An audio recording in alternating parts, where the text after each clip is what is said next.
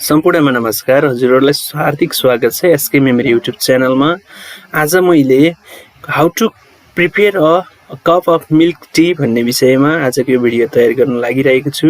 विद्यार्थी भाइ बहिनीहरुलाई यो भिडियो राम्रोसँग हेरेर बुझेर यसलाई जाँचमा एक्जाममा राम्रोसँग प्रिपेयर गर्नु होला भन्ने आग्रह सहित म भिडियो सुरु गर्न गइरहेको छु। भिडियोमा कुनै समस्या भएमा कमेन्ट गर्नु होला, साथै भिडियोलाई लाइक गर्नु होला र यदि नयाँ हुनुहुन्छ भने च्यानललाई सब्स्क्राइब गरिदिन पनि अनुरोध गर्दै म भिडियोमा अगाडि बढ्न चाहन्छु।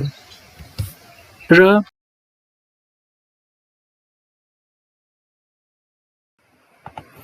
Cooking recipe of a milk tea, write a cooking recipe to prepare a cup of milk tea. Question सोधिएको छ, write a cooking recipe to prepare a milk tea, a cup of milk tea. एक कप चिया बनाउने, दूध चिया बनाउने एउटा cooking recipe. Answer, cooking recipe of milk tea. And first of all you have to write ingredients mean के साधनहरू, के चिजबिजहरू चाहिन्छ भन्ने रहेको छ। First of all 100 to 200 millilitre water, 100 देखि 200 ml जति पानी, 2 to 4 spoon tea leaf, then 130 ml whole milk, पुरापुर शुद्ध दूध, and 1 to 2 teaspoon sugar, 1-2 चम्चा चिनी।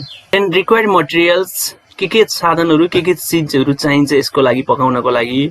First of all tea kettle, tea पकाउने किटली, and spoon, C tea cup, D gas stove, and strainer main spoon, चम्चा चलाउने Steiner, त्यसलाई चलाउने अथवा घोल्ने छान्ने पनि चाहियो। Then cooking recipe or procedures to make a cup of tea with milk T.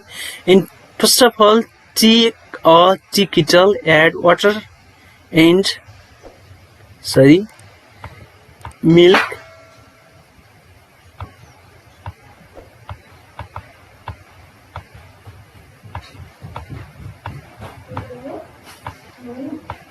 water and milk which you have measured। हामीले नापेको त्यो दूध र पानीलाई चाहिँ ताप्के अथवा किटलीमा खनाउने। You can use small saucepan or electric hot pot to boil the water. पानी उमाल्नलाई इलेक्ट्रिक हट पट अथवा स्मल सस्पेन्स सानो ताप्के पनि प्रयोग गर्न सक्छौं।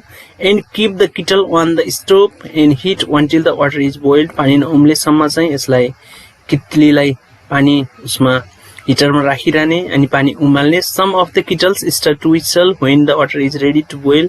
पानी उम्लिन सुरु गरेपछि कुनै किटलीमा चाहिँ आफै सिट्टी लाग्ने पनि हुन्छ। After boiling the water add tea leaves, त्यसमा चियापत्ती खनाउने in it, and turn the heat off and cover the tea pot with its lid and let the leaves in steep for 1 to 3 minutes.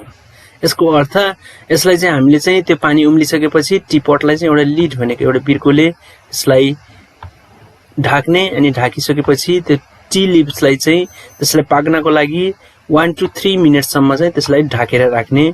And pour tea into cup through a strainer, चिया छान्नेबाट स्टेनरबाट चाहिँ त्यसलाई कपमा राख्ने। Then sweeten the tea by adding sugar or honey as per your interest. हामीलाई इच्छा लागेको सुगर अथवा हनी पनि राखेर खान सकिन्छ मह। And serve the tea in a tray, अनि त्यो पाकेको चिया चाहिँ ट्रेमा लगेर हामीले सर्भ गर्न सक्छौं।